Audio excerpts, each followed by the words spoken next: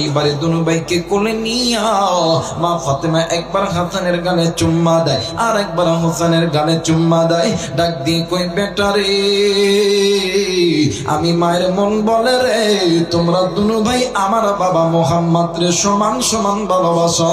একটু আওয়াজ করে বলেন সুবহানাল্লাহ। ইমাম হাসান,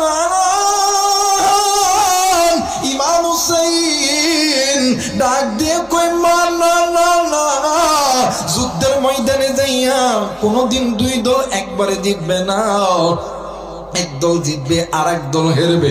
ও মা, আপনি বলে দেন কে না নাকি বেশি ভালোবাসে, আমি ভালোবাসি না বড় ভাই ভালোবাসে? ডাক দিয়ে কই আমি মা বললাম তোমরা দুজন সমান ভালোবাসো। এইবারে ইমাম হাসান ডাক দিয়ে কই মা, বুঝতে পেরেছি আপনিও বলতে পারবেন না গো মা, কিন্তু আপনার কাছে আমাদের কাছ থেকে সহজ একটা বুদ্ধি হইল। মাগো,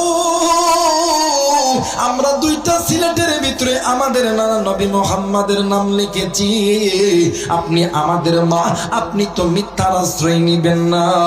এই দুইটা সিলেট আপনি দেখবেন, দেখা বলবেন যার লেখা বেশি সুন্দর হয়েছে সে আমাদের নানারে বেশি ভালোবাসে। ফাতেমা ডাক দিয়ে কই বাবা গো, এইটা কি ব্যাপার হলো নাকি? দাও দাও, জলদি করে সিলেট দুইটা আমারে দিয়ে দাও।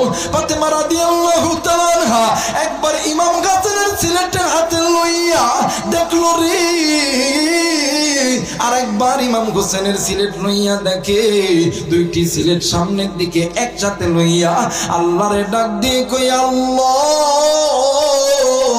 ডাক দেন না, বলেন না আল্লাহ। আর একবার ডাক দেন না, বলেন না আল্লাহ।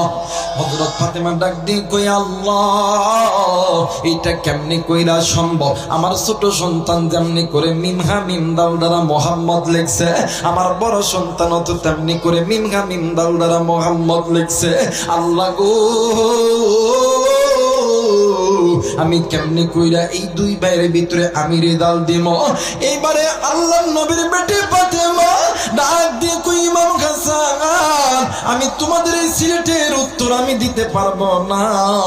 ওইতে দেবো মানে ওই যে দেখো তোমার বাবা হযরত আলী আসতেছে, তোমার বাবা হযরত আলী রে বলো। এইবারে দুইটা সন্তান বাবাকে পাইয়া খুশিতে আত্মহারা হয়ে গেছে। ডাক দিয়ে কই আব্বা গো, ও বাবা। ডাক দিয়ে কই বেটা তোমরা দুনু ভাই কান্দো কেন? ডাক দিয়ে কই আব্বা, আমরা দুনু ভাই নবীর প্রেমে হইছি পাগল পারা, নবীকে না ভালোবেসে দুনু ভাই কোনোদিন